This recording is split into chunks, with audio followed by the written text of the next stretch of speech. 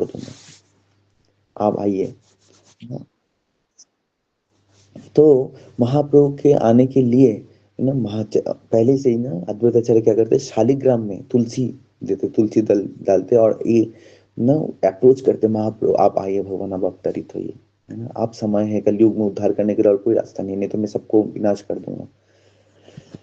तो इस तरीके से एक कारण है कि अद्वैताचार्य के पुकारने से महाप्रभु आए थे इस कलयुग में उद्धार करने के लिए। तो महाप्रभु एक अभी मैं लेक्चर सुन रहा था, उसमें बता रहे थे महाराज के एक बार क्या हुआ कि विश्वरूप पढ़ने गए अद्वैताचार्य के टोल में। तो उस समय अद्वैताचार्य के टोल में पढ़ने तो कुछ खा के नहीं गए थे, बोलते मतलब भूखे थे। तो सची माता निमाई को बोलते हैं कि निमाई मतलब महाप्रभु को बोलते हैं, महाप्रभु का एक नाम निमाई आप लोगों को पता है ना, क्योंकि नीम के पेड़ के नीचे है तो इसलिए उनका नाम निमाई है। तो तो निमाई को बोलते हैं, निमाई तुम जाओ और अपने भाई को बुला के लाओ, कुछ खा के नहीं है। तो छोटा था वो, महाराज बोल रहे थे, महाराज बहुत सुंदर से एक्सप्लेन कर रहे थे कि इतना सुंदर महाप्रभु के बड़न है उनके, इतना सुंदर कम्प्लेक्शन है, शरीर के गठन है, बच्चा है ना, कोई कपड़े नहीं पहने उन्होंने कोई कपड़े, वैसे ही चले गए टोल के अंदर। और भैया को बोल चलो मम्मी बुला रहे हैं, एक सब पढ़ रहे हैं, टीचर्स खड़े हैं, और उसी के बीच में घुस के बोलते चलो भैया मम्मी तुम्हें बुला रहे। तो महाप्रभु की इतना सुंदर वो ना, उतना सुंदर रूप, सब लोग सोच रहे हैं कि इतना सुंदर देखने में, सब लोग ना वो हो गया, है ना। तो अद्वैताचार्य को इतना अच्छा लगा कि पहले तो लोग बालक इधर आ गए ऐसे कैसे टोल के अंदर पढ़ने, तो फिर लेकिन उनको बहुत अच्छा लगा, सभी को अच्छा लगा। तो विश्वरूप को बोलता हूँ ना हर रोज बिना खा के आना, तो ऐसे तुम्हारे भाई आएंगे आपको बुलाने के लिए, तो हमें दर्शन मिलेगा, इनके रूप का दर्शन करने का हमें मौका मिलेगा। इस तरीके से इतना सुन तो इसलिए ना बोलते हैं अद्वैताचार्य जो है उसके बाद जो चले जाते हैं दोबारा शांतिपुर में, नवद्वीप को छोड़ के चले जाते हैं, है ना। और उस दौरान जो विश्वरूप भी जो है संन्यास लेके चले जाते हैं, और उसके कारण महाप्रभु के जो माता थे, क्या सची माता, उनके अंदर एक एक मतलब कुंठा था, एक एक डर था कि विश्वरूप को संन्यास लेने के पीछे का एक कारण है कि अद्वैताचार्य की शिक्षा, कि अद्वैताचार्य की वजह से मेरे विश्वरूप जो है संन्यास ले लिया। तो कोई माता नहीं चाहते कि अपना बच्चा जो है इस तरीके से संन्यास लेके चले जाए, कोई कोई माता नहीं चाहता। लेकिन ये एक बहुत भक्ति का बहुत, ये समझना सबके बस की बात नहीं है कि क्यों संन्यास लेना चाहिए, क्यों संन्यास का स्तर कितना ऊंचा होता है। एक परिवार में एक संन्यास बनते तो कहीं उनके सारे जो है क्या बोलते हैं, उन आने वाले पीढ़ी, पीछे आने वाले सब जो उद्धार हो जाते, उस फैमिली के सभी लोग उद्धार हो जाते हैं। भक्ति कृष्ण भक्ति करने से ही होता है, लेकिन सन्यास के पड़ कृष्ण भक्ति में रहते हुए कोई सन्यास के पड़ जाए तो उनका तो मतलब उसका स्तर को मतलब इतना ऊंचा माना गया है। तो फिर भी माता माता होता है, वात्सल्य रस का एक होता है, तो इसलिए इसके वजह से सची माता के मन में अद्वैताचार्य के प्रति इस तरीके से एक कुंठ मतलब द्वेष राग बोल सकते थे, कि उनके वजह से, उनकी शिक्षा की वजह से आज विश्व रूप जो है संन्यास ले लिया। जो भी हो, तो अद्वैताचार्य चले गए थे शांतिपुर में। तो जब बड़ा हुआ महाप्रभु, तो महाप्रभु अद्वैताचार्य को बुलाने लगे कि हम अद्वैताचार्य आप तो आए मेरे पास। तब जो है अद्वैताचार्य के जो भाई तो नवद्वीप में थे, तो उन भाई को महाप्रभु ने उनको बुलाओ, अद्वैताचार्य को है ना बुलाइए। तो उनके भाई बोले ठीक है। तो उनके भाई जाते हैं शांतिपुर में और अद्वैताचार्य को बोलते हैं कि आप चलिए, महाप्रभु आपको, चैतन्य महाप्रभु को बुला रहे हैं। तब तो चैतन्य महाप्रभु नाम था, तब निमाई पंडित था या विश्वम्भर था उनका नाम।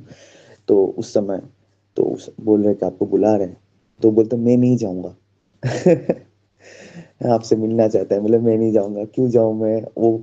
तो वो ठीक है चलो चलते हैं, लेकिन वो मुझसे मिलने आएंगे तभी मैं जाऊंगा, वो मेरे प्रभु है ना ऐसे, है?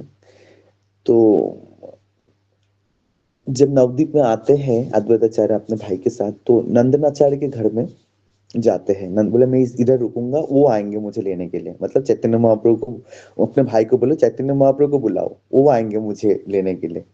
अगर वो सच में मेरे प्रभु हैं तो खुद आएंगे और मुझे पहचान लेंगे। तो इस तरीके से जो है अद्वैताचार्य जो है नंदनाचार्य के घर में रुकते हैं। उस नंदनाचार्य के घर में उस समय ऐसा था कि उसमें सारे पंडित, सारे वैष्णव आते थे, भजन होता था, कीर्तन चलता था। तो उस घर में काफी लोग जो है तो बहुत बड़ा वो घर था, उसमें काफी वैष्णवों के समागम होता था। और इवन की चैतन्य महाप्रभु पहली बार नित्यानंद प्रभु को वही मिले थे, नंदनाचर के घर में ही पहली बार उनका एक साक्षात हुआ था, नित्यानंद प्रभु और चैतन्य महाप्रभु का। और अद्वैताचार्य भी जब आए पहली बार, मतलब महाप्रभु से मिलने, जब महाप्रभु बड़े हो गए, 20 साल के लगभग आसपास हो गए, तो उस समय जब आए, तो उस समय मतलब 17-18 साल होगा, तब जो है नंदनाचार्य के घर पे ही महाप्रभु अद्वैताचार्य को मिलना है। कहाँ है ऐसे बोलते आते थे ना। तो क्योंकि महाप्रकाश लीला करते थे तभी उनका अंदर ना भक्तों के साथ वो महाप्रकाश लीला करते थे महाप्रभु। तो अद्वैताचार्य की इच्छा था कि जब महाप्रभु मुझसे मिले तो अपना पैर आप मेरे सर पे रखे। तो ऐसा हुआ था, बोलते हैं ऐसे, इस तरीके से हुआ था जब महाप्रभु मिले अद्वैताचार्य को। तो जब महाप्रकाश लीला में हुआ तो उस समय अद्वैताचार्य के सर पे रखे थे पैर महाप्रभु ने। तो इस तरीके से मिलते। लेकिन अद्वैताचार्य जो है महाप्रभु के से बहुत वरिष्ठ है, मतलब सभी लोगों से सबसे वरिष्ठ जो है अद्वैताचार्य। आपने जो पंच तत्व में देखते हैं, वहां पे देखते हैं कि अद्वैताचार्य के गाल में सफेद दाढ़ी, उनके बाल जो सफेद है, मतलब काफी वरिष्ठ है। 50 साल, आप समझ लो 50 साल, 52 साल बड़े हैं महाप्रभु से। तो महाप्रभु से बड़े होने के वजह से महाप्रभु हमेशा इनके पैर पकड़ के छूते थे। मतलब ना पैर जैसे होता है ना, भक्त पैर पकड़ लेते, तो महाप्रभु कई बार ना पैर पकड़ लेते थे, कीर्तन करते करते पैर पकड़ लेते, नाचते नाचते पैर पकड़ लेते थे और प्रणाम कर लेते थे। तो ये जो अद्वैताचार्य को अच्छा नहीं लगता था, क्योंकि अद्वैताचार्य को पता है शायद भगवान है। अद्वैताचार्य को बहुत जो है जो कष्ट होता था कि क्यों ऐसे करते हैं ऐसे। और अद्वैताचार्य ने पैर छू ले, एक बार पैर छू लेते थे महाप्रभु का, और महाप्रभु 10 बार पैर छू लेते थे। और अद्वैताचार्य बूढ़े थे ना, थोड़ा सा शरीर से बूढ़े थे, तो वो उतना नहीं कर पाते थे जितना चैतन्य महाप्रभु कर पाते थे। कोई संतरे महाप्रभु यंग थे, है ना। महाप्रभु बार बार को लेटा के महाप्रभु चैतन्य अद्वैताचार्य को गिरा देते थे, और फिर अपना उनका पैर लेकर अपने सर पे घिस लेते थे। तो बहुत और अद्वैताचार्य को एकदम अच्छा नहीं लगता, ये क्या करते हैं। तो बोले तुम ऐसे क्यों करते हो, बोले तुमने, फिर चैतन्य महाप्रभु, तुम मेरे पैर क्यों छुए, तुम वरिष्ठ, तुम मेरे क्यों छुए, मैं छूंगा फिर तो इस तरीके से तो हार जाते थे अद्वैताचार्य बार बार, है ना। कर नहीं पाते कि महाप्रभु बहुत चालाक थे भगवान के साथ, तो दोनों ही भगवान है। तो इस तरीके से जो है करते थे। तो महाप्रभु तो अद्वैताचार्य को प्लान किया कि किस तरीके से मैं सबके साथ, महाप्रभु इतना कृपा करते हैं, मुझे सम्मान देते हैं, मुझे अच्छा नहीं, तो वो भी तो मेरे भगवान है। अद्वैताचार्य सोचते थे कि मेरे प्रभु है और वो मेरे साथ ऐसे प्रणाम करते हैं, मुझे इतना सम्मान देते हैं, मुझे अच्छा नहीं लगता। तब अद्वैताचार्य ने क्या किया, एक प्लान बनाया। उन्हें एक मायावती भाष्य है, उस भाष्य को पढ़ाने लगे, जो कि भक्ति के ठीक विपरीत है। तो मायावती भाष्य पढ़ाने लगे उन्हें टोल में। और महाप्रभु को पता चला, कि महाप्रभु को ये पता चला कि अद्वैताचार्य मायावती भाष्य बता रहे हैं ना, भक्ति के विपरीत, है ना, बातें कर रहे हैं, जो कि अच्छी बात नहीं, इतना वरिष्ठ होके भी वो, है ना, जो सबको गाइड कर रहे हैं उल्टा ही कर रहे हैं। तो महाप्रभु को बहुत गुस्सा आया, नित्यानंद प्रभु को लेके गए और टोल में जाके अद्वैताचार्य की दाढ़ी पकड़ के मारने लगे, मुक्का मारने लगे। वो लिख रहे हैं कृष्णदास कविराज के मुक्का मारे उनको, अद्वैताचार्य को मुक्का मारने लगे हैं। और सीता ठाकुर ने बोले रे बूढ़े हैं, मर जाएंगे, अब मार रहे हो उनको बोलते क्यों किया तुमने ऐसा, है क्यों करते हो, और खूब पीटे उनको। और फिर अद्वैताचार्य को नाचने लगे कि आज मेरा मन की इच्छा पूरी हुई, आज मैंने प्रभु ने आज मुझे दास के रूप से स्वीकार किया। तो ये है, देखो कैसे दास बनने के, स्वयं भगवान है, सृष्टि करता है, और वो बोले मुझे दास बनना है ना। और हम जो दास है, और उनको दास बनने का मन नहीं करता है, उनको प्रभु बनने का मन करता है ना। तो ये जीव में और भगवान में अंतर है, तो इसलिए उनका नाम अद्वैत है। अद्वैत क्यों है? मतलब there is no difference between soul and the body, duality नहीं है। द्वैत मतलब डुअल, अद्वैत अनडुअल, मतलब कोई डिफरेंसेस नहीं। भगवान में, भगवान की आत्मा और भगवान के शरीर में कोई अंतर नहीं होती, बोथ आर सेम। भगवान की आत्मा और भगवान के शरीर में कोई अंतर नहीं, दैट्स इज अद्वैत। और भगवान से वो अलग नहीं है, वही भगवान है, इसलिए इनका नाम अद्वैत रखा है, इसलिए उनको अद्वैत बोला जाता है। और आचार्य क्यों है? क्योंकि उन्होंने वैष्णव शास्त्र को प्रचार किया, वैष्णव शास्त्र को समझ के दूसरे को समझाए, उनने वो रिस्पॉन्सिबिलिटी लिया। पठन पठन के लिए आचार्य है, वो स्थापन किया, उस वैष्णविज्म की स्थापना की के लिए उन्होंने प्रयास किया, उन्होंने उसको वो इनिशिएट किया, जैसे इसको आचार्य है ना। तो इसलिए तो अद्वैताचार्य इस तरीके से महाप्रभु के साथ काफी है तो इतना वरिष्ठ, लेकिन इस तरीके से वो अपने आप को प्रूव करने के लिए मैं दास हूँ, और उस दास के भाव को, उस रस को आस्वादन करने के लिए उन्होंने इस तरीके से प्लान किया था। तो महाप्रभु लज्जित होते हैं कि आप ऐसे क्यों करते हो, है? महाप्रभु लज्जित होके बोलते ही इन्होंने क्या कर दिया। तो अद्वैताचार्य इस तरीके से, जब सची माता को लगा, सची माता को पता लगा कि महाप्रभु सब पे कृपा कर रहे हैं, उन पे कृपा नहीं हो रहा है, किन पे? सची माता पे कृष्ण प्रेम नहीं मिल रहा था, वो असंतुष्ट थी वो। तो महाप्रभु के माता पूछ रहे हैं महाप्रभु से, मेरे को क्यों नहीं मिला? तो महाप्रभु बोलते हैं कि उन पर तुमने अद्वैताचार्य के प्रति अपराध किया। कौन सी अपराध किया? कि आपके प्रति, आपके मन में उनके प्रति द्वेष है, उनके प्रति एक आप रूठे हो अद्वैत, कि आपको लगता है कि आपके बड़ा बेटा विश्वरूप जो है इनकी वजह से चलेगा। आपको नहीं पता कि वो क्या किया आपके साथ, तो कौन है। तब सची माता बोला कैसे फिर उद्धार मिलेगा? तो नाम उनसे, उनके उनके चरण छूना पड़ेगा, उनके चरण के धूली लेना पड़ेगा। अब जब ये बात सची माता ने अद्वैताचार्य को बोलते हैं, सरल हृदय के है ना भगवान के, उसमें सब सरल हृदय के, और ये वैष्णविज्म है, एक दिस इज वैष्णविज्म। सची माता ने बोल दिया मैंने आपके चरण धूले मुझको दो, तभी मुझे कृपा मिलेगी। तो अद्वैताचार्य बोलते क्या बोल रहे हैं? विश्व ब्रह्मांड के सारे इतने करोड़ों ब्रह्मांड के जो मालिक है, उनके माता हो आप, आपके चरण, आप क्या बोलो, मैं कौन सी कहाँ जा चला, मतलब एक संभव ही नहीं, इट्स नॉट पॉसिबल कि आप मेरे चरण धूली लो। ये सुन के जो फेंटेड हो जाते हैं अद्वैताचार्य, और उस तुरंत सची माता क्या करते, चरण धूली लेकर अपने सर पे लगाते, और ये जो है महाप्रभु को दिखते हैं। महाप्रभु बोलते आज तक मुक्त हो गए सारे अपराध से। इसलिए वैष्णव चरण धूली कितना इंपॉर्टेंट है। वैष्णव क्षमा कर देते हैं, वैष्णव के चरण धूली क्षमा नहीं करते। चरण के जो आप, हमें बहुत समझना पड़ेगा कि वैष्णव इतना कृपालु तो अपराध लेते ही नहीं है, वो तो आपके प्रति गुस्सा होते ही नहीं है, वो तो हमेशा बोलते नहीं नहीं नहीं प्रभु जी मैं दास हूं आपके, ये भावना होना चाहिए। अद्वैताचार्य सिखा रहा है कि ये अपराध उन्होंने लिया ही नहीं कभी, लेकिन उनके चरण धूली अपराध क्षमा नहीं करते, जो कि भगवान के माता, उसमें कोई इस तरीके से नहीं अपराध नहीं किए, वो तो एक एग्जाम्पल सेटअप कर रहे हैं,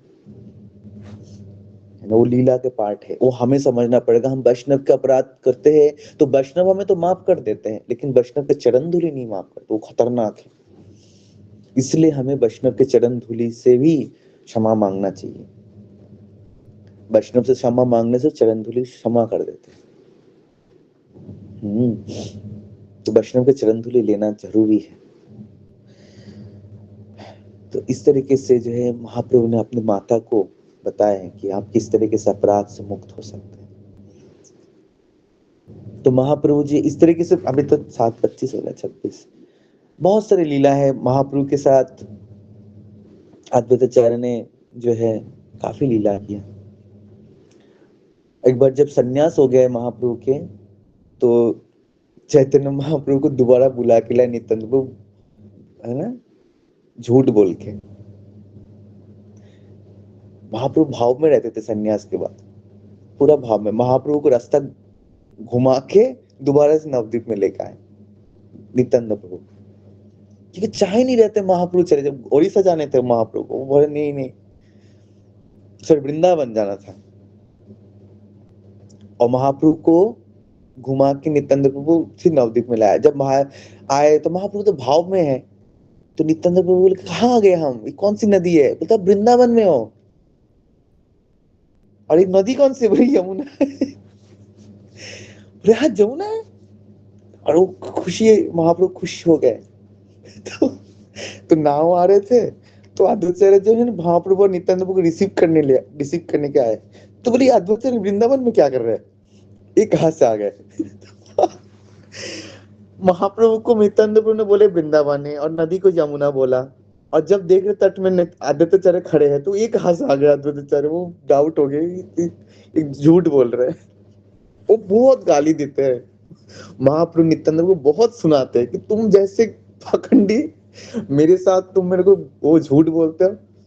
तो नित्यानंद देखिए, चैतन्य चैतन्य में इसका विश्लेषण किया कि किस तरीके से नित्यानंद को झूठ भी नहीं बोला, क्योंकि जमुना और गंगा जब मिलते हैं, मिलने के बाद जब इधर इस साइड आते हैं, बंगाल के साइड आते हैं, उसके बाद यमुना जी मतलब मिल जाते हैं गंगा जी में, उनकी धारा मिल जाती है, मिलने की धारा मिल जाती है। वही नदी जब आते हैं उसमें यमुना जी भी होती है। मतलब नवद्वीप के पूर्व तट और पश्चिम तट में यमुना जी बहते बोलते हैं, और पूर्व तट में गंगा जी, भागीरथी जो होता है, ये मिलते, ये होते हैं। और यही आगे जाके पद्मा नदी के नाम पे बांग्लादेश में घुसते हैं। तो जो पश्चिम तट में जब थे, तो महाप्रभु नित्यानंद प्रभु ने गलत नहीं बोला, वो अच्छी यमुना है, लेकिन उसका धारा विलुप्त हो गया, धारा दिखते नहीं होता। ये चैतन्य से विश्लेषण है। तो नित्यानंद प्रभु देखो ऐसे झूठे नहीं है, वो सही बोला। और दूसरी बात है, जहां भगवान है वही वृंदावन है, और नवद्वीप और वृंदावन में कोई अंतर नहीं है, दोनों सेम है ना। तो नित्यानंद प्रभु जहां आप वही वृंदावन है, इसलिए कृष्ण जहां पर है वो वृंदावन से अभिन्न है। अगर आपके घर पे भी कृष्ण है तो वृंदावन से अभिन्न है। अगर आपके घर में जगन्नाथ जी है तो आपके घर जो है जगन्नाथपुरी से अभिन्न है। उसको मेंटेन करना आपकी रिस्पॉन्सिबिलिटी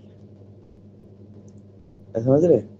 उस भाव में आना आपकी रिस्पॉन्सिबिलिटी। भगवान तो बोलते मैं तो वृंदावन बना दिया, अब आप सोचो, अब उस तरीके से एक्ट करो। तो महाप्रभु नित्यानंद ने झूठ नहीं बोला।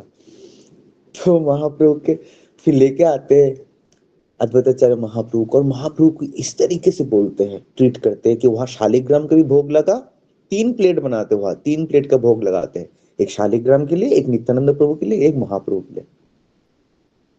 तो तीनों को बिठाते एक साथ। और महाप्रभु बोलते क्या कर रहे हो, भगवान को भोग लेकर प्रसाद देंगे? बोलते आप भगवान से अभिन्न कहा है। ये बात अद्वैताचार्य महाप्रभु को बोला कि हम अभिन्न कहा है भगवान से। बोलते मैं सन्यासी हूँ, 56 भोग तुमने बनाया। बोले वो सब छोड़ो तुम, आज वो सब मुझके सामने मत बोलो।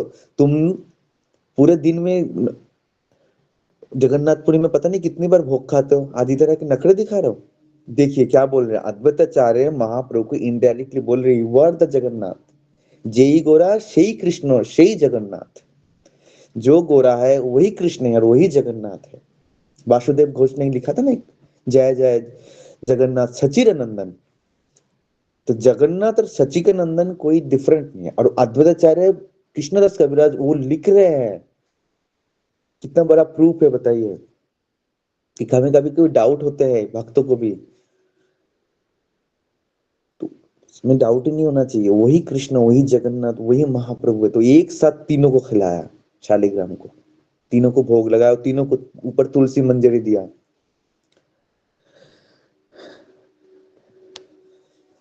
और उस समय मजाक करते हैं कौन? नित्यानंद प्रभु बोलते हैं, क्या खिलाया तुमने, इतने दिन से भूखे हूं मैं, मेरा तो आधा पेट भी नहीं भरा। तो, तो अद्वैताचार्य बोलते हैं, तुम जैसे राक्षसों को खिलाना मेरे बस की नहीं है, मैं भिखारी तुम्हें कैसे खिला दूंगा, तुम तो पागल हो, कुछ भी बोलते हो। ये मजाक अब पढ़ेंगे चैतन्य चैतन्य मध्य लीला में आएगा, कैसे नित्यानंद प्रभु और अद्वैताचार्य कितना साख्य भाव में खूब आपस में, अरे तुम्हारा थाली खाना ऐसे फेंकते, नित्यानंद प्रभु थाली फेंक के मारते, कोई खाना हुआ ऐसे कोई खिलाते हैं, ब्राह्मण के नाम में तुम ये हो वो हो कुछ बोला। और उधर अद्वैताचार्य बोल, तुम पता नहीं पागल हो, तुम्हें तो खाना खा के भी भूल जाते हो खाना खाया कि नहीं, कैसे बोला। ये चावल है, और चावल की एक ना हाथ में चावल लिया और अद्वैताचार्य को के घर पे ऐसे मारा पटके चावल, और उसके चावल के टुकड़ा जो है अद्वैताचार्य के शरीर में आके टच किया, और अद्वैताचार्य तुरंत एक्सटेसी में आ गए और नाचने लगे। ये है एक्सटेसी, ये प्रेम है। तुरंत अद्वैताचार्य का शरीर में उस अष्टशास्त्र की भाव और खुद कूदने लगे एकदम से, वो जो चावल के दाना उनके शरीर में गिरा था। तो ये अद्वैताचार्य है ना। तो इस तरीके से कई लीला जो है किए। तो जब जगन्नाथपुरी में महाप्रभु चले गए तो महाप्रभु से मिलने के लिए जाते थे लोग, रथ यात्रा से पहले पहले, और महाप्रभु के लिए खाना लेके जाते थे सब लोग, उसको बोलते राघव रे झाली, राघव पंडित के झाले मतलब झोला, उसमें सारा खाना होता था, कुछ पका हुआ खाना होता था और कुछ बिना पके हुए खाना, क्योंकि महाप्रभु को जो जो पसंद था बंगाल के, वो उड़ीसा में लेके जाते थे खाना बनाने के लिए। सीता ठाकुरानी, अद्वैताचार्य सब लोग जाते थे, सब लोग जाते थे मिलने के लिए और खाना बनाते थे महाप्रभु के लिए। राघव पंडित की बहन थी, वो भी अचार बनाते थे अलग अलग, महाप्रभु को मतलब डाइजेस्टिव सिस्टम अच्छा होता तो उसके लिए वो मुरब्बे बनाते थे, करेले के कुछ अचार बनाते थे, ये सब बनाते थे। महाप्रभु को पीठा खाना बहुत पसंद था, पीठा मतलब काइंड ऑफ चावल के बना हुआ होता है, वो बहुत पसंद था, वो सब उधर जाके बनता था। और महाप्रभु के साथ भी बहुत सारे सन्यासी थे वो सन्यासी महाप्रभु के साथ ही रहते, भिक्षा करते थे उनके साथ ही, मतलब महाप्रभु को सब बुलाते थे तो वो लोग भी इनके पीछे पीछे चलते थे और सोचते कब महाप्रभु को लोग बुलाएंगे, कब महाप्रभु को कब महाप्रभु भिक्षा मांगने जाएंगे, हम भी जाएंगे, सब उनके पीछे चलते थे मतलब उन लोगों का मतलब इतना महाप्रभु का आप्यायन होता, मतलब इतना उनका रिसेप्शन होता था कि दूसरे लोग ना सोचते थे इनके साथ लगे रहूंगा तो हमें भी वो सब मिल जाएगा, तो वो सारे सन्यासी इनके साथ ही लगे रहते थे। और एक्चुअली महाप्रभु सबसे छोटे थे उम्र में, है ना, 27-28 साल के हैं उस समय, उनका बहुत कम उम्र है, और बाकी सन्यासी काफी उम्र के हैं। तो महाप्रभु सबके साथ जब बुलाते थे खाने के लिए उनको, तो महाप्रभु खा नहीं पाते थे क्योंकि वरिष्ठ के सीनियर्स के सामने थोड़ा खाने में थोड़ा सा दिक्कत होती है, कि महाप्रभु वो एटिकेट मेंटेन करते थे, तो बोलते नहीं मैं जूनियर हूँ।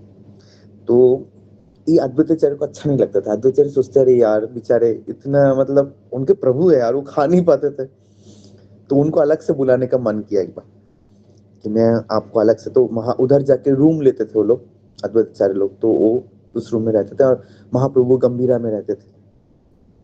तो महाप्रभु को एक बार अद्वैताचार्य गए, बोले कि प्रभु मैं 2 मुट्ठी चावल बनाऊंगा और आप खा नहीं पाते, मैं मुझे अच्छा नहीं लगता, आप मेरे घर में आके प्रसाद पाओ। तो महाप्रभु कितना सुंदर, वो ये जो है श्रीमद आपके जो है चैतन्य भागवत में ना, उसमें है, महाराज बता रहे इतना सुंदर वो पाठ है बंगाली में, और इतना सुनने का अच्छा लग रहा था। तो उसमें है नाइन्थ नाइन्थ चैप्टर 9 टेक्स्ट 11 से है ना। तो उसमें बता रहे थे कि ऐसे बोलते हैं, तो महाप्रभु बोलते मेरे तो सौभाग्य है कि आपके घर में अगर मैं प्रसाद पाऊंगा, ये मेरे जीवन है, मेरे प्राण है, कौन ना चाहेंगे आपके हाथ में खाने के लिए। तो महाप्रभु को बुलाया, तो और उधर सचित उधर घर पे गए, महाप्रभु 10-12 प्रकार के साग बनाए, और कौन बनाए, अद्वैताचार्य खुद बनाए, सचिनंदन को याद करके हृदय में बिठा के वो बंधन करने बैठे। बोलते आज जो है सीता ठाकुर ने आप नहीं बनाओगी, मैं बनाऊंगा। तो वो खुद प्रसाद बनाने शुरू किया और महाप्रभु की याद करके। तो महाप्रभु अपना संध्या कालीन जप खत्म करते हैं। जप खत्म करने के बाद नहाने के लिए समंदर में जाते हैं। तो सोचते हैं कि उसके बाद जो जाएंगे आदित्य के घर में। तो सारे सन्यासी भी बैठे थे कि कब चैतन्य महाप्रभु जाएंगे, पीछे छुप के बैठे थे कब जाएंगे। तो अरे चैतन्य महाप्रभु नहाने जा रहे, हम भी नहाने जाएंगे। तो वो भी पीछे पीछे नहाने गए कि अरे आदित्य के घर में फीस्ट है, अच्छा खाना खिलाएंगे। तो इसलिए वो भी पीछे पीछे ले लिया और नहाने के लिए चले गए। और अद्वैत को पता चल गया कि अरे फिर से सब लोग आएंगे, फिर से महाप्रभु नहीं खा पाएंगे। ये सोचा कि कुछ तो प्लान होना चाहिए कि ये लोग ना आए, अकेले मेरे प्रभु आए। और उसी दौरान जो है इंद्र ने समझ गया। इंद्र ने बहुत जोर के बारिश करने लगे, शिलावृष्टि मतलब ओले गिरने लगे। ओले गिरने लगे और सारे जो सन्यासी इधर उधर भागने लगे। और समुद्र के सामने तो कोई पेड़ वेड़ नहीं होता है, और इधर उधर भागने लगे ताकि इस तरीके से सिचुएशन क्रिएट हो ताकि महाप्रभु अकेले आए। और सोचे कौन कहा गया पता नहीं चला। फिर महाप्रभु आए अकेले अद्वैताचार्य के घर में। अब तो बड़े सुंदर बोल रहे थे महाराज के अद्वैताचार्य ने बोला कि आज पता चले इंद्र भी वैष्णव है। आज पता चला इंद्र भी वैष्णव है क्योंकि उन्होंने वैष्णव को हेल्प किया। महाप्रभु को सेवा करने के लिए उन्होंने हेल्प किया, इस तरह की सिचुएशन क्रिएट किया कि सबको इधर उधर कर दिया। तो अद्वैताचार्य ने बोला आज पता चला कि इंद्र जो है क्या है, वैष्णव है। कि महाप्रभु जब बिठाए प्रसाद के लिए तो बोले अरे अद्वैताचार्य को बोलते अरे आपने कब से खाना बनाना सीख गया, कहाँ से सीखा है सब चीज है? बोल रहे महाप्रभु उनको कहाँ से सीखा आपने? तो बोला आज आपने कैसे बना लिया, कहाँ से ये सब साग बनाना कहाँ से सीखा? तो इस तरीके से महाप्रभु को जो है अद्वैताचार्य जो है भोजन करवाए उड़ीसा में, पुरी में। और भी बहुत सारी लीलाएं हैं अद्वैताचार्य की। जब शरीर छोड़ दिए 48 ईयर्स में चैतन्य महाप्रभु ने अपना शरीर छोड़ दिया। हम मतलब वो अपना लीला खत्म कर लिया इधर। भगवान शरीर नहीं छोड़ते, गलत बोला मैंने। भगवान के शरीर और भगवान में अंतर नहीं होती। तो महाप्रभु जब अपनी लीला समाप्त किए उसके बाद अद्वैताचार्य नवद्वीप छोड़ दिया, शांतिपुर चले गए। लगभग 108-9 साल तक जिए वो ऐसे। उसके बाद तो अपने इधर से भी लीला खत्म की।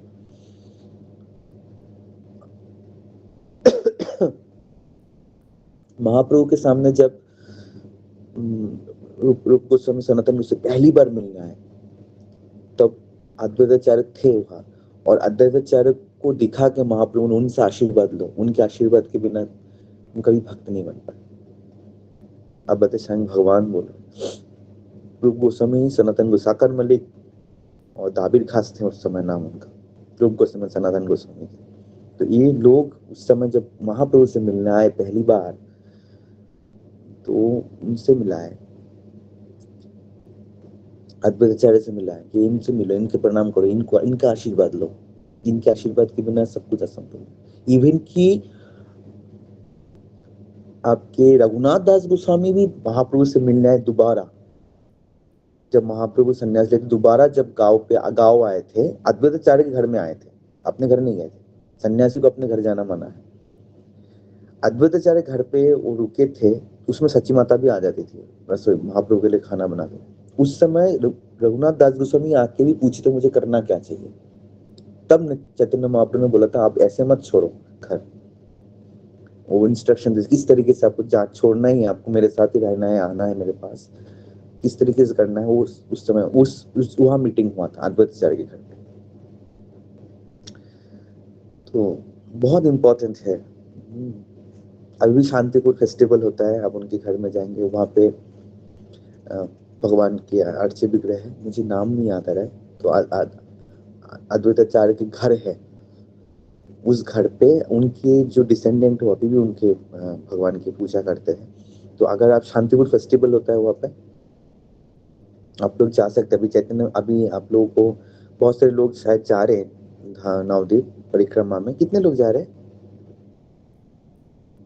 नवद्वीप परिक्रमा में? कोई नहीं जा रहे? प्लान बनाइए प्रभु, वो तो हम में पढ़ रहे हैं है ना, और हम धाम ही नहीं जाएंगे हैं। वो प्रेम के स्थल है, वहां पे सच में आपको लगेगा कि ना, आप सुन रहे हो ना जो सब चीज हम पढ़ रहे हैं, हम लोग सभी लोग पढ़ रहे हैं, सुन रहे हैं, वहां पे जाके आपको रियलाइज करो जो भी हो। तो वहां पे शांतिपुर फेस्टिवल होता है। जब हमारे इधर प्रोग्राम खत्म हो जाता है तो काफी इस्कॉन के महाराज जाते हैं वहाँ फेस्टिवल में, पूरे रात अद्वैताचार्य के भवन में वो फेस्टिवल होता है शांतिपुर। ठीक है, थैंक यू वेरी मच। आज हम इतना ही करेंगे। बहुत सारे लीला आप जितने चाहते हैं, पूरे मध्य लीला में विशेषता है। बहुत सारे ऐसी लीला आती है जहाँ अद्वैताचार्य के साथ महाप्रभु की डीलिंग्स है। ठीक है, हरे कृष्णा। श्रील अद्वैताचार्य आविर्भाव तिथि महा उत्सव की जय। जय। श्रील प्रभुपाद की जय। चैतन्य चैतामृत की जय। चैतन्य भागवत की जय। श्री वृंदावन दास ठाकुर की जय। श्रीमद गौर भक्त वृंद की जय। जगत गुरु श्रील प्रभुपाद की निताई गौर प्रेमानंद हरि बोल। हरे कृष्णा। बहुत बहुत धन्यवाद प्रभु जी, आपने बहुत ही सुंदर तरीके से आपने कथा सुनाई। प्रभु जी कुछ प्रश्न ले सकते हैं क्या? हाँ, ले सकते हैं। भाग्यश्री माता जी, आप हैंड रेस किए, आप पूछ सकते हैं। हरे कृष्णा प्रभु जी, दंडवत प्रणाम। प्रभु जी, आवाज आ रही है? हाँ हाँ माता जी बताइए। पहले तो प्रभु जी सॉरी कहना था आपसे। लास्ट वाले सेशन में मैंने जो स्टेटमेंट बोला था कि प्रभुपाद जी ने बोला है कि परफेक्शन को हम पहले प्राप्त हो उसके बाद हम प्रीचिंग करें, तो ये वाला फिर मैंने वीडियो को फिर से सुना था, तो उसमें वो महाप्रभु कह रहे होते हैं, है ना, तो ये गलती हुई थी। और दूसरा क्वेश्चन ये था जो अभी आपने लीला बताया प्रभु जी कि समुद्र के वाला है ना और ओले पड़े, तो ये इंसिडेंट कहाँ पर हुआ था, मतलब वेस्ट बंगाल या उड़ीसा? यार ओडिशा में हुआ था, पुरी में। जब अद्वैताचार्य पुरी में थे और महाप्रभु के लिए प्रसाद बना रहे थे उस समय। जी, जी। थैंक यू प्रभु जी। और एक क्वेश्चन था प्रभु जी, जैसे जो निराकारवादी होते हैं, मायावादी होते हैं, क्या उनके अंदर प्रेम या ह्यूमैनिटी होती है या नहीं? है ना? पूछना था। नहीं, प्रेम होना अलग बात है। निराकार मतलब भगवान के जो साकार रूप का वो क्या करते हैं, वो उसको नहीं मानते। आप समझ रहे हो? अगर साकार रूप को नहीं मानते, इसकी लीला को भी नहीं मानते कि भगवान लीला करते हैं। तो इसलिए काइंड ऑफ अपराधी है, क्योंकि वो उनको लगता है कि निराकारवादी के एक भी, और दूसरा भी है कि वो भगवान से मिलना चाहते हैं। समकक्ष, भगवान के समकक्ष तो हो ही नहीं सकता, इट्स नॉट पॉसिबल। तो उनके अंदर है कि आप, इसलिए नमो नारायण बोलते हैं। निराकार ब्रह्मवादी जो होता है वो अपने आप को भगवान के समान मानते हैं। ये अपराधी अपराध है काइंड ऑफ। भगवान के समान तो कभी नहीं हो सकता। प्रेम दूसरी, प्रेम का परिभाषा बहुत सारे हैं। जो उनके अंदर मानवता, मानवता होना ठीक है, मानवता है, लेकिन अल्टीमेटली अगर जो जहां से क्रिएशन हो रहा है, जहां से हमारा ओरिजिन है, हर चीज का जो सृष्टि है, उनको ही आप नकार रहे हो, है ना, उनको आप नहीं मान रहे हो, तो अपराध है। अपराधी के अंदर प्रेम नहीं होगा, ये अलग बात है। अपराधी के अंदर प्रेम भी हो सकता है, लेकिन वो अपराधी है क्योंकि वो भगवान के साकार रूप का, उनके लीला को डिनाई कर रहे हैं। जी प्रभु जी। एंड प्रभु जी, जैसे ना बताया जाता है नॉर्मली अगर जो भगवान का जस्ट हरि नाम ले रहा है, चैंटिंग करता है, तो वो भी वैष्णव कहलाने लगता है, कहते हैं करके। तो हमें किसी के बारे में भी कुछ अपशब्द नहीं बोलना चाहिए या सोचना भी नहीं चाहिए, अपराध है। हम्म। तो अनफॉर्चुनेटली हमारे साथ अभी सेशन में ऐसा कुछ हो रहा है कि हमारे आचार्य, हमारे भगवान कृष्ण और सभी वैष्णवों को, महाप्रभु को, सबको आप सोच नहीं सकते ऐसी-ऐसी बातें बोली जा रही हैं। तो वो उसका अपराध भी हमें लगेगा, हम सुन रहे हैं सब के सब, है ना? नहीं, आप तो नहीं बोले, अपराध वहाँ लगता है जब हम उनको सपोर्ट करते हैं। आप जैसे चैतन्य चैतामृत में प्रभुपाद जी से बता रहे कि हम जब प्रचार करने जाते हैं तो हमें तर्क नहीं करना चाहिए।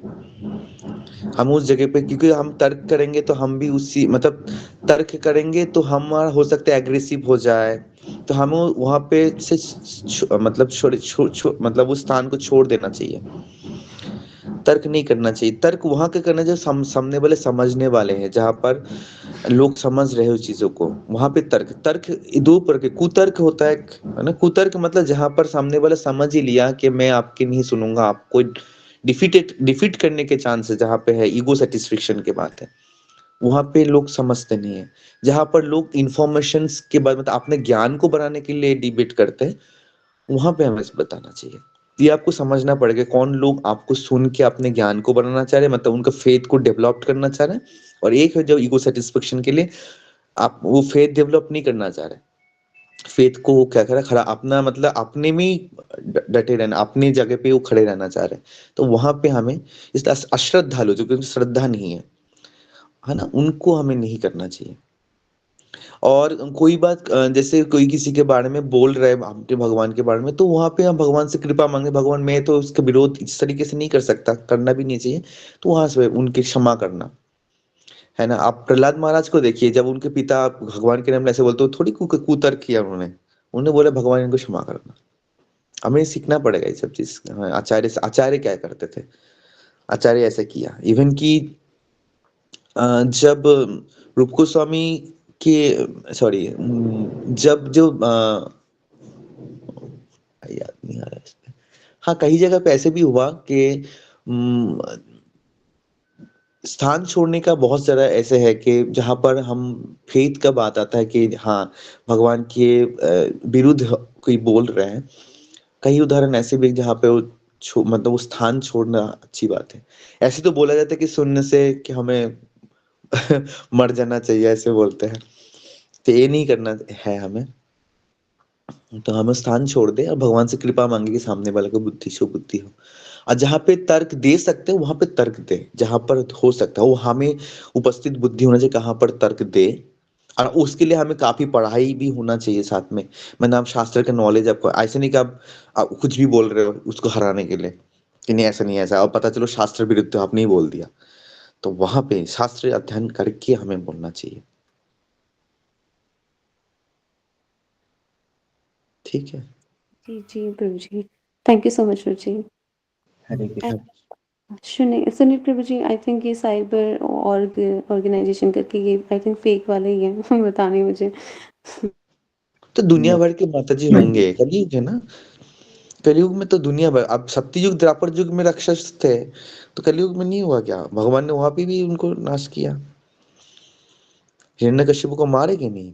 हिरण्यकशिपु में बहुत ज्ञान दिए थे। जब हिरण्याक्ष मर गए थे ना, तब हिरण्यकशिपु अपने भाभी को पता नहीं ऐसी नॉलेज दी, आप सूर्य भागवतम पढ़ेंगे ना, आप सोच नहीं सकते, आत्मा का नॉलेज दी उन्होंने, गीता बता दिया। आप बताइए ना, असुर भी बोल रहे हैं ना, कितना सुंदर बात, आप सुनोगे तो आपका दिमाग ये ऐसे बोल सकते, हिरण्यकशिपु बोल रहे हैं कि शरीर है कोई नहीं, परमानेंट तो है नहीं कोई भी चीज। बड़ी सुंदर ज्ञान दिया आपने उन लोगों को, अपने जनों को। तो मरे गए ना, तो भी वो मारे गए भगवान के हाथ से, तो है भी वो असुर है ना। तो असुर भी बोल सकते हैं, खराब अच्छी बातें भी बोल सकते हैं, उनके मन में भी दया हो सकता है। और जहाँ पे और असुर प्रवृत्ति लोग भक्तों के डिस्टर्ब करते ही है, तो इसमें घबराना नहीं है ना। सत गोस्वामी देखिए ना कैसे वो किया। अब रूप गोस्वामी के पास, हमारे साथ रूप गोस्वामी के पास जैसा होता था, हम तो कहीं भक्ति छोड़ देते। कहा महाप्रभु, कोई कनेक्शन नहीं, कोई इंटरनेट नहीं, कोई फोन नहीं, व्हाट्सएप नहीं, कुछ भी नहीं था, भी उनके पास इतना फेथ है। हमें प्रभु जी एक दिन हमें नहीं बताएंगे इंफॉर्मेशन है, हम क्लास ही ज्वाइन नहीं कर पाएंगे। हमें बोले प्रभु जी सेटिंग कर लीजिए तब हम करेंगे, और वहां महाप्रभु से मिल ही नहीं पा रहे। भक्ति सिद्धांत सहज ठाकुर एक बार अपने गुरु माँ से मिले, हमारे प्रभुपाद जी अपने गुरु माँ से एक ही 2 बार मिले, और देखिए तो कैसा फेथ है, पूरी दुनिया बदल दिया उन्होंने। कितने बार मिले अपने गुरु माँ से, है ना। तो ये जस्ट लाइक दिस कि हमें जो है भक्ति के लिए जो है ऐसे बाधाएं आएंगे, बहुत बाधाएं आएंगे, तो हमें उसमें घबराना नहीं है। ठीक है। जी प्रभु जी, थैंक यू प्रभु थैंक जी। यू। प्रभु जी, चैट बॉक्स में एक प्रश्न है यस प्रभु जी का। वो पूछ रहे हैं कि अद्वैत आचार्य जी का जो अपीयरेंस डे है, तो इसमें किस प्रकार से फास्टिंग रखना और किस क्या क्या खाना, क्या नहीं खाना और क्या करना है। फास्टिंग एक महाविष्णु है, विष्णु तत्व है, इसलिए हमें उस दिन एकादशी प्रसाद पाना है। 12 बजे तक फास्टिंग रखें और उसके बाद हम एकादशी प्रसाद पाए। मतलब जी एकादशी में हम खाते हैं फ्रूट्स, दूध, ये सब चीज। थैंक यू प्रभु जी। दीक्षा माता जी, आप पूछ सकते हैं आपका प्रश्न। फर्स्ट ऑफ ऑल प्रभु जी थैंक यू। आपने ऐसे ऐसे लीलाएं बताई जो पहली बार सुनी थी, तो इसके लिए थैंक यू।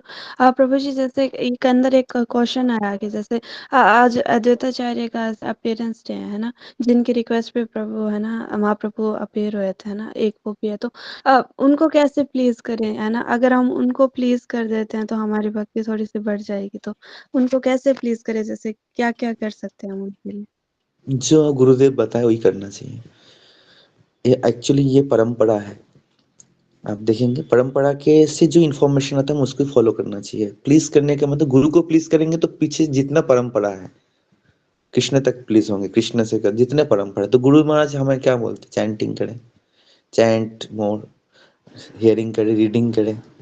वैष्णवों को यही वैष्णव प्लीज होता है। वैष्णव को प्लीज करना बहुत आसान है, मतलब इस तरीके से देखा जाए तो गुरु परंपरा को प्लीज करने का प्रचार करें, जो इंस्ट्रक्शन दिए हमें ले, हमें एक तो कॉमन इंस्ट्रक्शन सबके लिए कि चैंट करे, है ना, पढ़े, पढ़ाई करे, पिचिंग करे, और कुछ पर्टिकुलर इंस्ट्रक्शन होता है, कुछ हमारा पर्टिकुलर सेवा होता है जो हमें अथॉरिटी से मिलता है, परंपरा से मिलता है। उस सेवा को अगर हम एज इट इज करें तो हमें उसमें वो लोग सब प्लीज हो जाते हैं। उसके लिए हमें बहुत राजभोग बनाने की जरूरत नहीं है। अगर हमें इंस्ट्रक्शन है कि आप फूल के माला बनाओगे तो उसमें भगवान प्लीज होंगे। अगर हमें बोला जा रहा है कि आप वाइपिंग करोगे, आप सफाई करोगे मंदिर के, तो उसमें आपको परफेक्शन मिलेगा, वो उससे वो खुशी होंगे। तो परंपरा से जो इंस्ट्रक्शन आएंगे उसको हम फॉलो करेंगे तो गेट परफेक्शन, हम उनको प्लीज कर सकते हैं। थैंक यू प्रभु जी। प्रभु जी, साई वर्क प्रभु जी और माता जी जुड़ी हैं, अपना प्रश्न पूछ सकते हैं आप।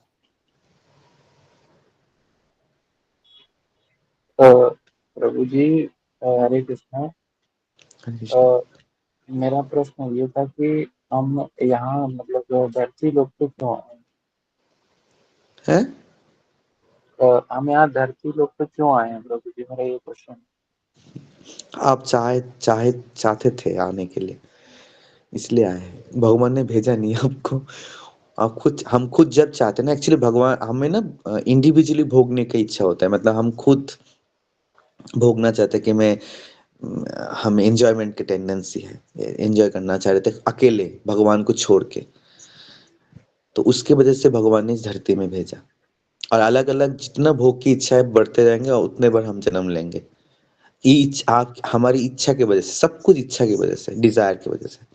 और वो मेटेरियल डिजायर, बहुत ही, पैसे कमाना, है ना, भोग करना, ये चीज को भोगूंगा, ये चीज को भोगूंगा, जब तक वो खत्म नहीं होगा। लेकिन वही चीज इच्छा को कैसे परिवर्तन करें। इच्छा खत्म नहीं हो सकता, जीवों के अंदर इच्छा खत्म नहीं हो सकता। जीवों को इच्छा को हमें क्या करना पड़ेगा, शुद्ध करना पड़ेगा, उनको परिवर्तन, डायरेक्शन को चेंज करना पड़ेगा। प्रभुपाद बता रहे ना कि you can't kill your desire, you simply change the desire, है ना। उसको कैसे करेंगे, जब कृष्ण को हम उस डिजायर में युक्त करेंगे, कृष्ण को सेंटर में रखेंगे, तो सारी इच्छा अगर कृष्ण संबंधित होगा तो हम परफेक्ट होंगे, तब हम भगवत धाम वापस, क्योंकि भगवत धाम के मालिक कौन है, कृष्ण है। तो कृष्ण को जब संतुष्ट करना शुरू कर देंगे हम, जैसे हमें बहुत खाने का मन करता है, कुछ भी, मतलब हमारा भोग करना, ये खाऊंगा वो खाऊंगा, तो हम भगवान को प्रसाद भोग लगा के खाएंगे कि कृष्ण प्रसाद खाएंगे। तो हमारा जो इच्छा था, जो भौतिक इच्छा था, वो क्या हो गया, चेंज हो गया, कृष्ण कृष्ण संबंधित हो गया। तो हमारा इच्छा क्या हो गया, शुद्ध हो गया। तो जब इस तरीके से हर इच्छा हमारा शुद्ध हो जाएंगे, तब हम क्या हो जाएंगे, भगवत धाम जाने के, और तब दोबारा हम इस धरती में नहीं आएंगे। तो इसलिए कि कृष्ण के साथ हमने ईर्ष्या किया और इच्छा किया कि हमने भोगना है भगवान से अलग से होके, कि जहाँ पे भगवान नहीं होगा, वो आपको मैं रहूंगा, मैं राजा रहूंगा वहां पे, मैं करूंगा, मैं आ जाएगा, तो वहां पे इच्छा की पूर्ति करने के लिए भगवान इस भौतिक जगत में हमें भेजते हैं, ताकि हम समझ में आ कि जो हम भोगने की इच्छा कर रहे हैं वहां पे हमें कष्ट मिलता है, हमें उसमें हो सकता है कुछ समय के लिए सुख मिलता है, लेकिन उसका जो फल है, अंतिम फल, वो क्या है? वो दुख है। तो भगवान ये समझाने के लिए कि आपने गलत सोचा, आपने गलत डिजायर किया, गलत इच्छाएं की, उसको शुद्ध करो, तो तुम इससे बाहर आके हम मेरे पास आ सकते हो, और मेरे पास खुशी खुशी, मतलब पूरे आनंद के साथ तुम रह सकते हो। ठीक है। हरे पर कृष्ण। प्रभु जी, इस पे एक छोटा सा मेरा प्रश्न था कि हम जैसे गोलोक में थे तो वहां पे तो आनंद था, तो फिर हमें यहाँ आने की क्या वो थी? नहीं, गोलोक वृंदावन में, क्योंकि जीव जो है ना, जीवात्मा भग परमात्मा दोनों एक साथ रहते हो वहां पे, शुद्ध आत्मा है, ठीक है ना। लेकिन कभी कभी जो है जीवों के अंदर भगवान को देख के उस प्रकार की इच्छाएं होती है, सूक्ष्म इच्छा है, वो बहुत सूक्ष्म है, उस इच्छा भगवान को पता चल जाता है, उस सूक्ष्म इच्छा के वजह से हम इधर आते हैं। और ये एक बहुत समय लिया, एक बार में नहीं हो, बहुत समय लिया, बहुत। उस समय के कैलकुलेशन आप समझ नहीं सकते, बहुत समय, है ना। एकदम से नहीं आया, आपकी इच्छा किया फट, इच्छा किया फट से आ गया, ऐसे नहीं हुआ। वो बहुत बड़ा कैलकुलेशन है, बहुत बड़ा, है ना। जी, कि इस कैलकुलेशन सोचने तो वो जमता है, धीरे धीरे धीरे धीरे धीरे धीरे वैसा होता है, क्योंकि जीवात्मा पर स्वतंत्र है पर भगवान से। प्रभु जी, एक बात ये है कि जैसे भगवान अगर चाहते तो हमें वहां भी समझा सकते थे, तो नहीं, धरती पे क्यों भेजने की? हाँ, लेकिन भगवान इसलिए समझ, क्योंकि क्योंकि आपको भगवान भी तो उतना ही, सर्वसमर्थ है ना, तो वो तो समझा सकते थे। नहीं, ये आप यही तो समझने वाली बात है। भगवान कभी भी इंडिविजुअल जीव के ऊपर हस्तक्षेप नहीं करते। भगवान हाँ आपको ये फील कराते आप भी, आपका इंडिविजुअलिटी है। आप समझ हाँ, रहे हो? हमारी स्वतंत्र इच्छा है, बिल्कुल। हाँ, उस इच्छा को शुद्ध करो बस। भगवान ये चाहते हैं आपको स्वतंत्र इच्छा को शुद्ध करो, उसको कलुषित मत करो, ये चाहते हैं। जब शुद्ध आत्मा है, जब आत्मा शुद्ध हो जाते हैं, मतलब बहुत ऊपर स्तर में चले जाता है, उनका अपना इच्छा नहीं होता। अपने इच्छा कृष्ण की खुशी की, जैसे अपनी इच्छा है, आनंद लेना है मुझे, जैसे किसी को बोलते हैं वो दोस्तों के बीच में खुशी कब होता है? आपको दोस्त को खुश करना अच्छा लगता है कि दोस्त को खुशी करना, दोस्त के साथ रहूंगा, वहां पे आपका भी इच्छा होता है, दोस्त का भी इच्छा होता है, लेकिन आपकी इच्छा दोस्त को खुश करने के लिए इच्छा होता है, आपकी इंडिविजुअल इच्छा नहीं होता कि नहीं दोस्त मुझे खुश करेंगे, मैं दोस्त का क्यों करूंगा। जहां पर ईर्ष्या की भावना आ जाता है, वहां पे हम कृष्ण के साथ जब हमारा रस का आदान प्रदान होता है, वहां पे ईर्ष्या नहीं है। आप समझ रहे हो? वहां पे स्वतंत्र, आपके स्वतंत्रता में ईर्ष्या नहीं है। आपकी स्वतंत्रता जब में ईर्ष्या आ जाती है, वहां पे गड़बड़ी है। और वो जब आप शुद्ध बन जाते हो, तो वहां पे आपका स्वतंत्रता में ईर्ष्या नहीं होती है, और आपके स्वतंत्रता में सेवा भाव होती है। प्रेम जो होता है वहां पे सेवा होता है। प्रेम और सेवा दोनों एक दूसरे के भाई बहन है। प्रेम और सेवा एक ही माँ के गर्भ से है, प्रेम और सेवा। आप समझ रहे हो? प्रेम होगा तो आप जी ऑटोमेटिक सेवा करोगे, सेवा होगा तो ऑटोमेटिक प्रेम करोगे। ईर्ष्या होगा तो प्रेम नहीं कर पाओगे, ईर्ष्या करोगे तो अपने अकेले भोगने का मन करेगा, ईर्ष्या होगा तो उस भोगने के बाद आपको दुख होगा। समझ रहे हो? ये जी सारे जी। कारण की वजह से, ये भक्ति करते करते, जब भक्ति के हम स्तर में रस को आदान प्रदान करते करते, भक्ति करते करते हम जब ऊपर स्तर में पहुंच जाएंगे, तब हमें यही लगेगा कि मेरी जो स्वतंत्रता है, मेरी इच्छा की जो स्वतंत्रता है, वो सिर्फ कृष्ण को खुशी करने के लिए है। वो ऑटोमेटिक ऐसे नहीं सिखा पाएंगे मेरे। आप सोचिए ऐसे कैसे हो सकता, हाउ इट्स पॉसिबल? वो पॉसिबल तब है, ऑटोमेटिक होता है जब भक्ति करने लगते हैं लोग, वो उस स्तर में पहुंच जाते हैं। आपको देखिए, कोई कलयुग में बहुत सारे ऐसे लोगों को आप देखेंगे कि कृष्ण ही सब कुछ है, वो पूरे दिन कृष्ण पे लगे हैं। आप हम सोचे हाउ इट्स पॉसिबल? तो पॉसिबल है ऐसा। कोई लोग उनको पागल बोलेगा, कोई बोले ये कैसे है, संकी बोलेंगे, कैसे कुछ भी बोल देंगे ना, लेकिन वो प्रेम के स्तर है। तो वो स्तर को पहुंचने के लिए हमें प्रोसेस से गुजरना पड़ेगा, है ना। क्यों लोग इतने बड़े बड़े डिग्रीज को छोड़ के, इतने बड़े बड़े छोड़ के आ रहे हैं? सबके लिए पॉसिबल होता है कि नहीं होता है? पॉसिबल तब होता है जब अपने स्वतंत्र इच्छा को शुद्ध करके करते हैं। ये नहीं बोलो वही शुद्ध है, बाकी लोग अशुद्ध है, जो नौकरी करके सेवा कर रहे हो अशुद्ध है, ऐसे नहीं बोल रहा हूँ। वही स्वतंत्रता की इच्छा में अगर वो कृष्ण के जोड़ के रखे, वो नौकरी कर रहे हैं, पैसे कमा रहे हैं, लेकिन उस पैसे को अपने भोग के लिए नहीं, कृष्ण की संतुष्टि के लिए कर रहे हैं। कि वो घर बनाया भक्तों को बुलाने के लिए, उन्हें गाड़ी खरीदा घूमने के लिए, भक्तों को लेके जाएंगे कि आज 4 भक्त मेरे पे बैठ के जाएंगे धाम में, तो वो इच्छा शुद्ध हो गया उनका। आप समझ रहे हो? तो इस तरीके से हमें नहीं अपनी नहीं, इच्छा मेरा को ये डाउट इसलिए था क्योंकि मैं अगर सच झूठ नहीं बोलूंगा तो मैं मतलब इस्कॉन से नहीं हूँ, और मैं मतलब अभी बस देख रहा हूँ कौन सही है कौन गलत है, बस इसलिए थोड़ा सा मेरा एक प्रश्न था यही चीज कि हाँ जैसे प्रभु मतलब जी। बस मेरे को यही प्रश्न आ जाता है प्रभु जी की, जैसे कि हम जैसे गोलोक में थे तो हमें मतलब इच्छा आई, ठीक है, कि हम अगर नीचे जाएंगे मतलब धरती लोक पे तो हो सकता है कि हम कृष्ण बन जाए, ऐसी इच्छा थी। तो ये एक ठीक आप मिसअंडरस्टैंडिंग है प्रभु जी की, मतलब जैसे कि क्योंकि हम तो कभी बन नहीं सकते ना, क्योंकि भगवान तो भगवान है, जीव तो जीव है। तो भगवान तो हमारी वहां पे मिसअंडरस्टैंडिंग क्लियर कर सकते थे मतलब गोलोक में, तो फिर हमें नीचे क्यों भेजा, ये ठीक एक है ना? डाउट आया।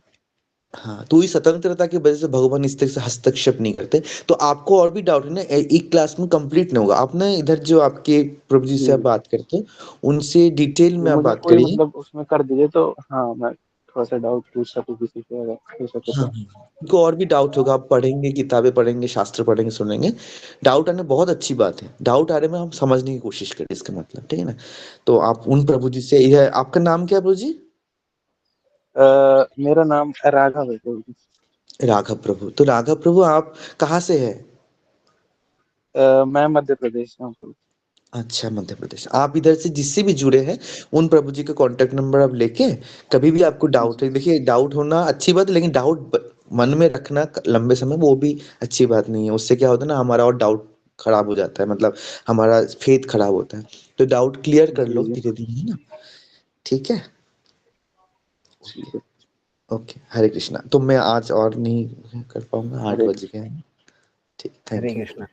थैंक यू प्रभु जी, आपने सभी प्रश्नों का उत्तर दिया और काफी सुंदर तरीके से कथा भी सुनाई। तो हम प्रभु जी का धन्यवाद करेंगे बाय चैंटिंग हरे कृष्णा महामंत्र से। हरे कृष्णा कृष्णा हरे कृष्णा हरे हरे कृष्णा हरे, कृष्ण हरे हरे हरे राम हरे हरे राम राम, हरे राम राम।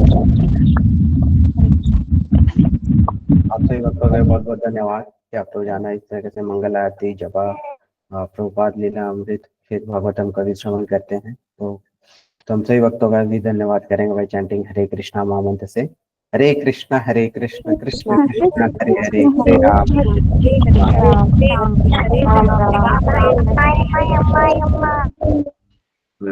हरे श्री अद्वैत आचार्य अपीरेंस डे महामहोत्सव की जय।